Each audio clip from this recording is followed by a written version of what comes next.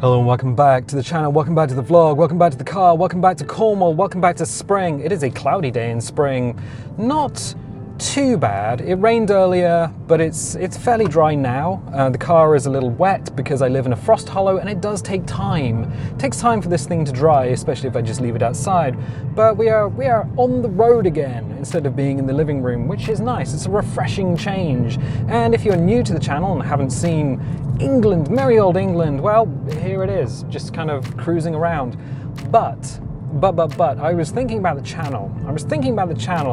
Because I've been watching a lot of VLDL, which is Viva La Dirt League, and I've been watching Deerstalker Pictures. Now, Deerstalker Pictures, and I think I'm saying that right, I'm going to have to put links down below. Deerstalker Pictures do live-action Dungeons and Dragons videos, which are really cool, and VLDL does a lot of live-action game-inspired videos like Epic NPC Man, which are really good, like really, really good. And I was having a conversation. I think we were playing a game, all of us. So James, Nick, my brother, me. And I was like, hey, do you remember that time when we had a plan to take video cameras out to a friend's farm in the middle of the night and record a live action, like horror themed video series? Yeah, that was a thing. That was a plan. We were going to do that at some point. So the channel is largely video game related. I'm the video game boy. I play video games. And we've been doing Stranded Deep for like 9 years. We also do story games. So we're doing Baldur's Gate, but we've also done like Jedi Fallen Order. And we also do, in between the story games and the forever game, I guess, we also do things like indie games, like Goodbye Volcano High, which I really enjoyed. Like, you cannot put a number on how much I enjoyed Goodbye Volcano High. But there was a plan. There was a plan. And the plan was, yeah, to take cameras and equipment out and record a live action series. And this was years ago. And this was a friend's farm who, I think they're still around. Well, most of them still around, certainly. And they had a little bit of woodland on it, and the idea was that I would write a script and we would take cameras out and lighting and buy some equipment like a boom so that we could have like a microphone on a pole. And then I realized how difficult it would be, not only to get all your friends who are not natural actors to appear on screen, but also get everyone, like somebody would have to be behind the camera, someone would have to be like a director, somebody would have to be in charge of sound. And I'm like, oh, that's a lot of stuff. That is a lot of stuff. I'm just going to stop a second. It is blind here. It's blind two ways. Yeah, I think we can go now. The car has a lot of horses. The car has a lot of low-end torque. So we can accelerate about the speed of a motorcycle if we need to. Oh my God, this road is covered in poo. This is why I don't normally take the car out, because at this point in the day I've washed it and I don't want to travel down a road made actually of poo. But, you know, it is what it is. So yeah, we had a plan on doing that, and it turned out to be more difficult than I'd anticipated. But we did have a lot of equipment.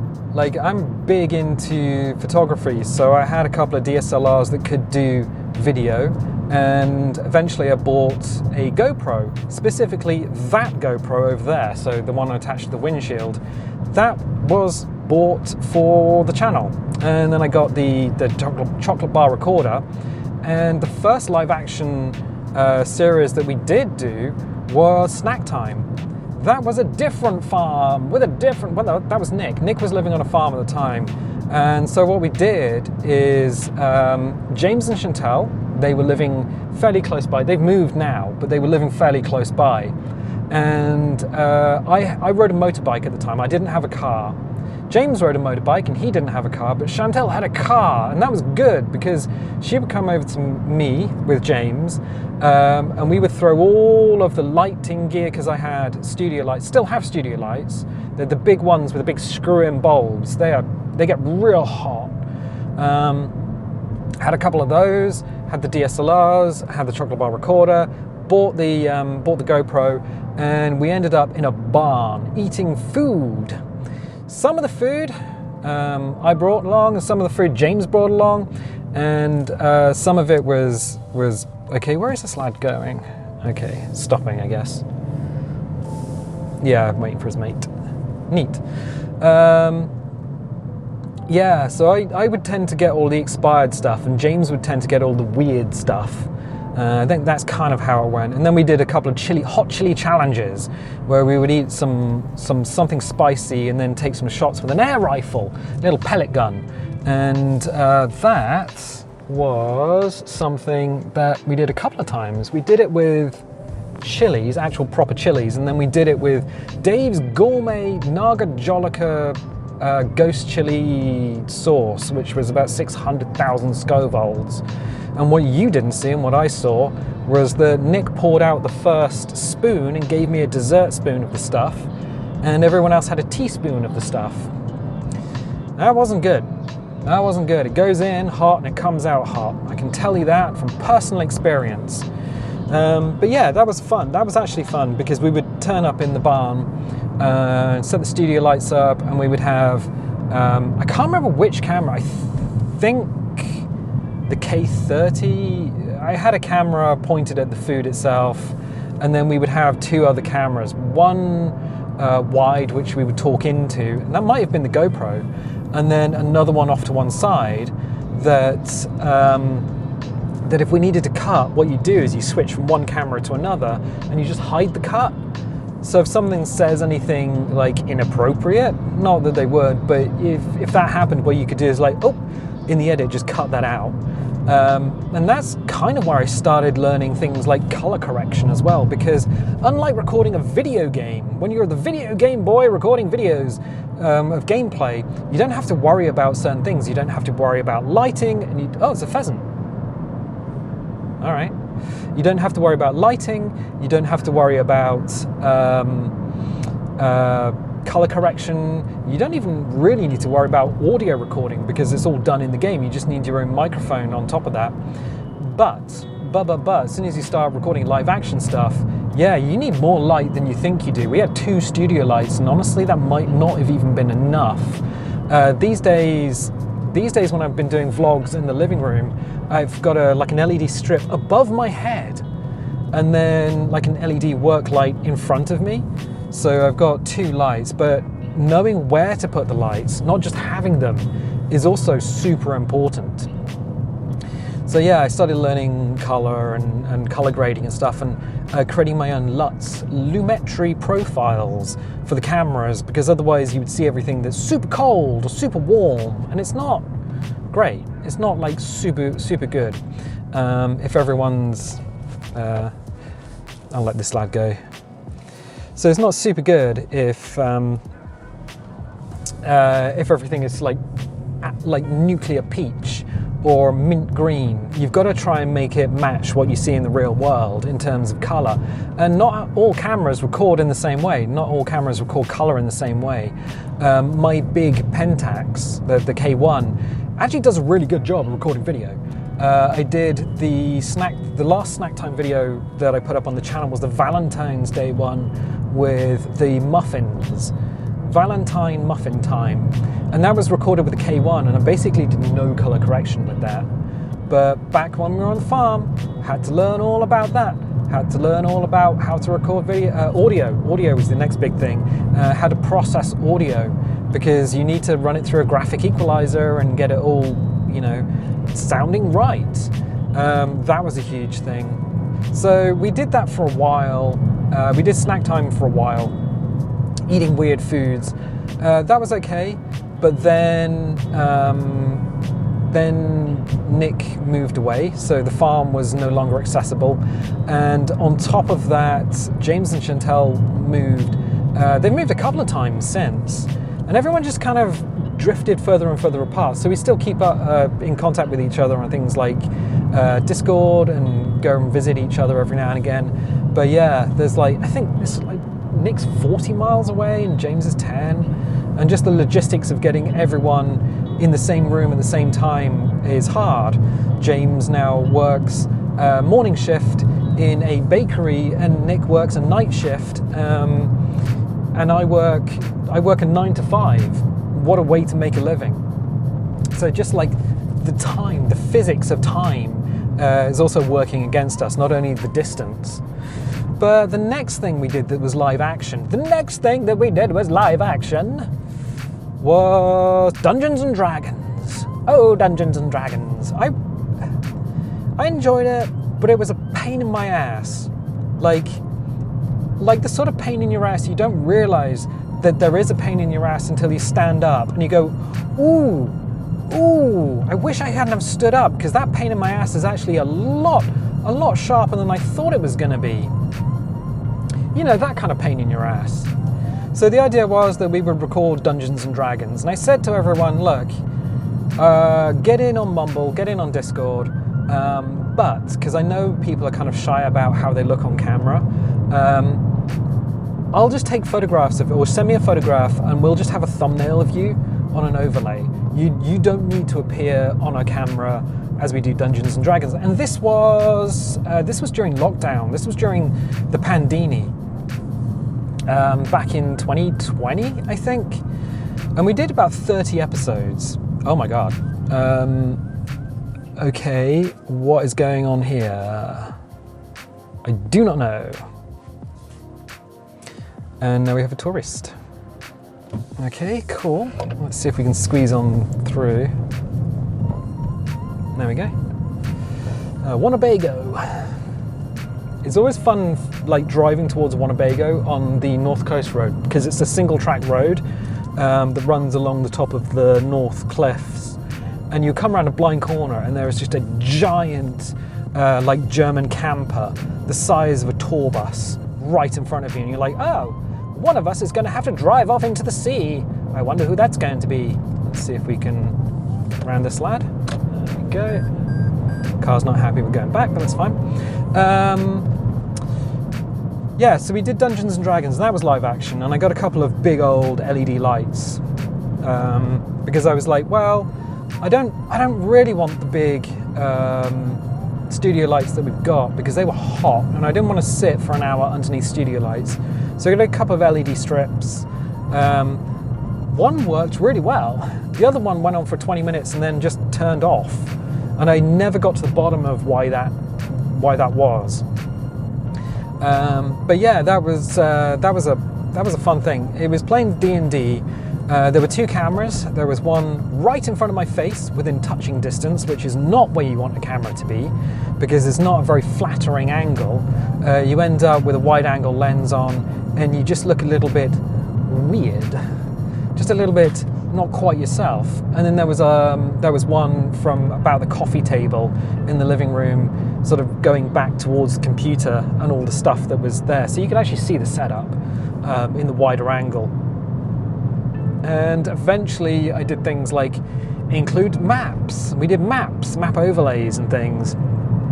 And I would create the map in Dungeon Draft, and then for the reveals and the tokens and stuff, I just put it in Photoshop, because I know Photoshop. I wasn't familiar with any sort of like other software at the time, so that was how we did that. A little bit like using Photoshop, a little bit overkill, but you know, it worked at the time. But it was a lot of planning. So you'd have to come up with a story for all of the characters.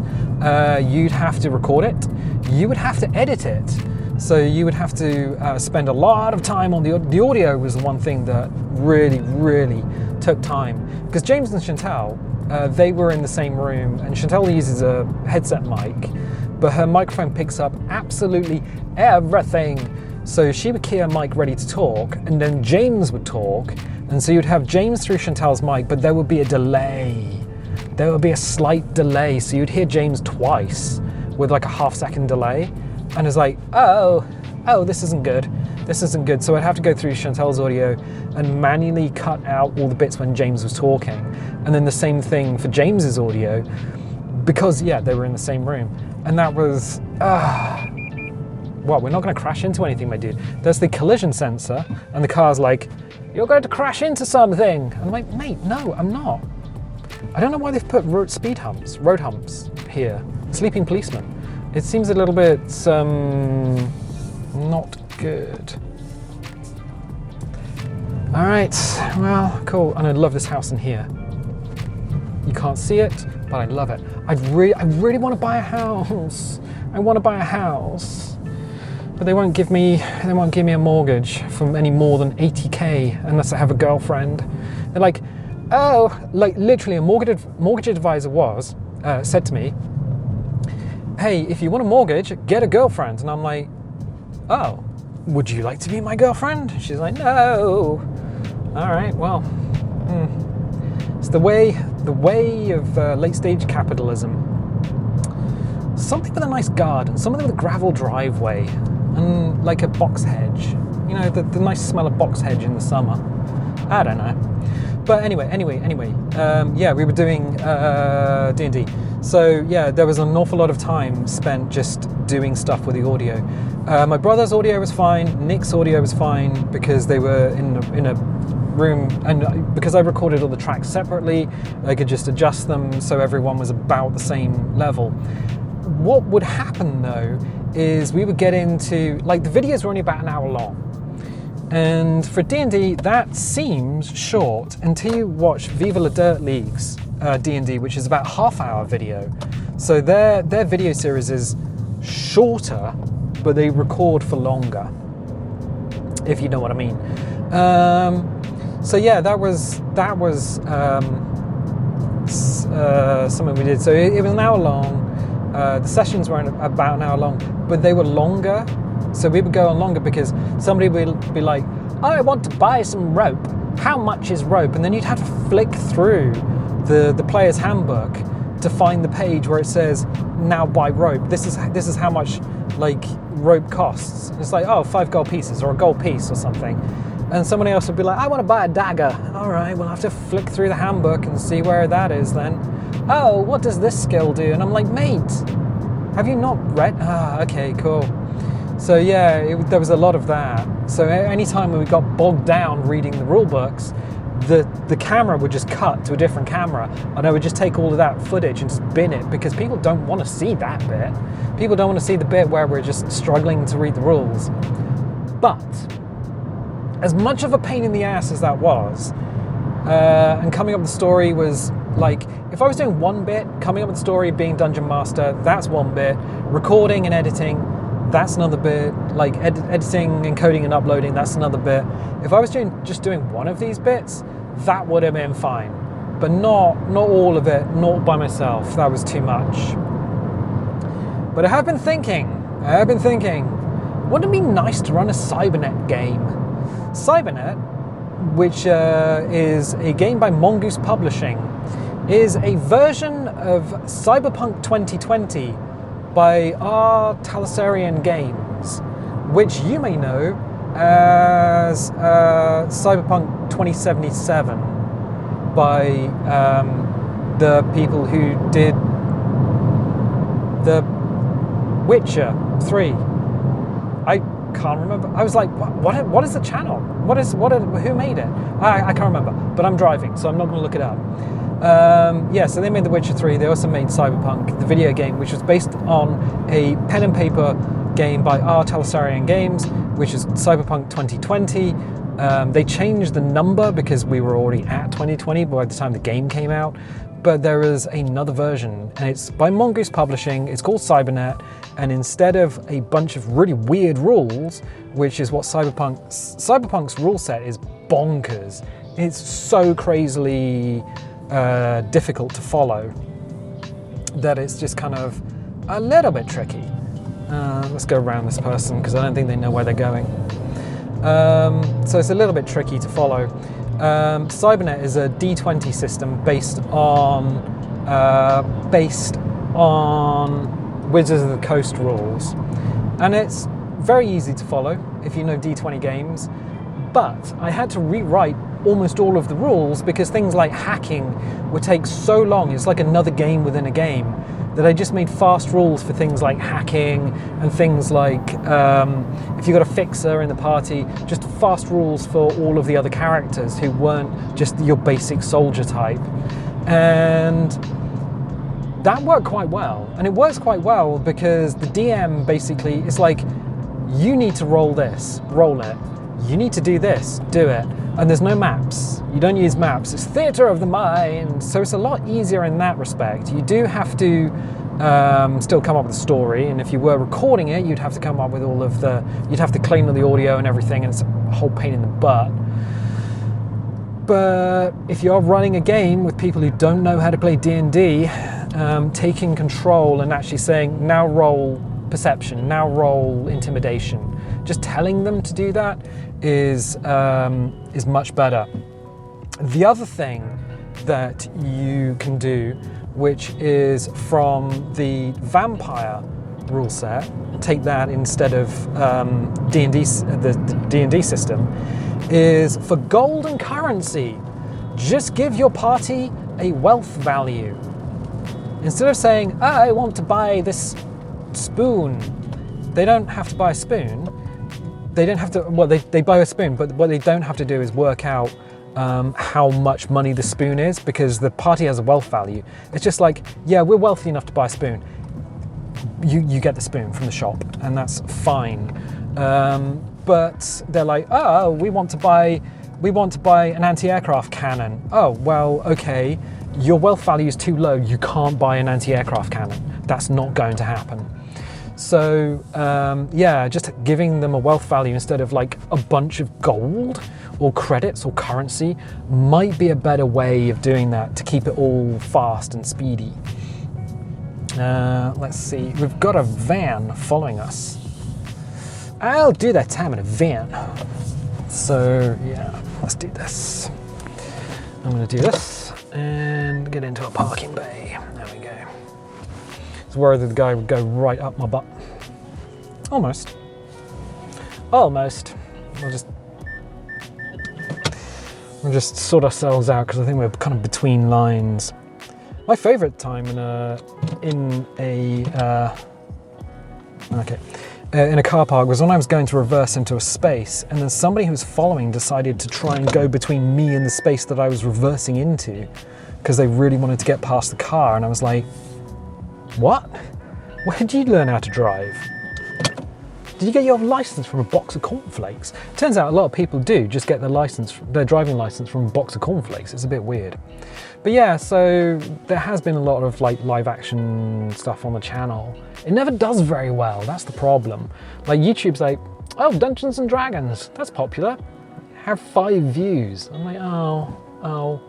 So at the end of the Stranded Deep videos, what I tend to do is I put clips, now put clips of other videos that are on the channel, other video series, because I gather people come for Stranded Deep but don't realize there's just so much more on the channel that's kind of cool and worth watching.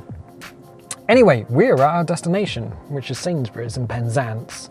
The Pirates of Penzance! Yeah, this is Penzance, of the Pirates of Penzance. Gilbert and Sullivan, I believe. But I'm going to leave it there. I'm going to say thank you for everyone who watches these videos. Thank you for everyone who visits the channel. Yes, I have noticed that people are using the Ko-fi link down below to donate to the channel. There's no videos. There are videos. There's no adverts on the channel. And there's still no adverts on the channel because I don't like adverts. So yeah, that helps with just getting equipment and stuff for the channel and electricity and things. So thank you for doing that. Thank you for supporting us. If you don't or don't want to do that or can't do that, then yeah, your views, your comments and your likes are always valuable and always welcome. Yeah, just so thank you for being here.